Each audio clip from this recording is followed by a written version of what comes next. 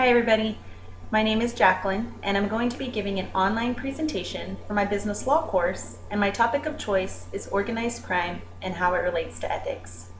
I think it's important for you, the audience, to understand what organized crime and ethics are. So I'm going to start off with defining these subjects and hopefully giving some good examples that will help you relate it to your everyday life. So let's begin with ethics. Ethics is basically defined as the principles of conduct that govern what is right and what is wrong. Now, it's important to note that although morals and ethics are related, they're not to be used synonymously. Morals are internal. They are what we, as an individual, believe to be right and wrong, while ethics are external and what society believes to be right and wrong.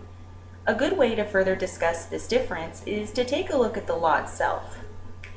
It is important for legal ethics to override personal morals for the greater good of upholding a judicial system.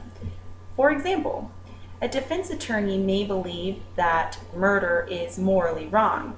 However, from an ethical standpoint, that same attorney is bound by law to give the best representation possible to his client, regardless of his internal beliefs. Now we can take a look at organized crime. I know for most of us, when we think of organized crime, we think of the mafia, right? Al Capone, Bugsy Siegel, and this isn't incorrect. However, the organized crime of today, it's not just a bunch of Italian mobsters running around on the big screen. Organized crime is defined as any criminal activity that is carried out by an organized group. These most commonly include money laundering, blackmail, extortion, fraud, drug and human trafficking, loan sharking, and of course, political corruption. The newest form of organized crime is cyber attacks. In 2013, 8 individuals had charges brought against them for hacking into multiple credit card processors in a heist that netted over $45 million within hours of its launch. Authorities believe these individuals belong to a much larger crime ring that was responsible for at least 2 other incidents. There are 3 types of organized crime, with the most common being predatory offenses. Predatory offenses involve a victim and a perpetrator. They are involuntary transactions that usually involve the redistribution of wealth from one individual to another. You would see embezzlement in this category. Secondly, we have enterprise offenses. Enterprise offenses are voluntary transactions where production or distribution of services or goods is illegal. An example of this would be loan sharking or the purchases of drugs. Thirdly are commercial offenses, which are committed by corporations and entrepreneurs. These offenses include legal goods that are produced illegally. So, for example, dipping into the company pension plan to fund a jet for the CEO or the hiring of unlicensed employees would definitely fit into this category. So you may ask yourself, what is being done to eliminate organized crime? Well, Congress in many states maintain laws that severely punish crimes committed by criminal enterprises. However, despite these efforts, organized crime is difficult to eliminate.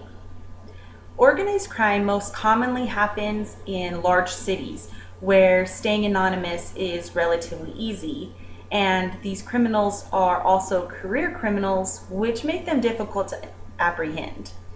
Another factor in the durability is the dedication seen by members of these groups. Members look after each other and suffer extreme consequences for betrayal. A member of the infamous La Cosa Nostra was quoted saying, "I enter alive into this organization and I leave it dead." Now, as I mentioned, organized crime of today, it's not just the mafia.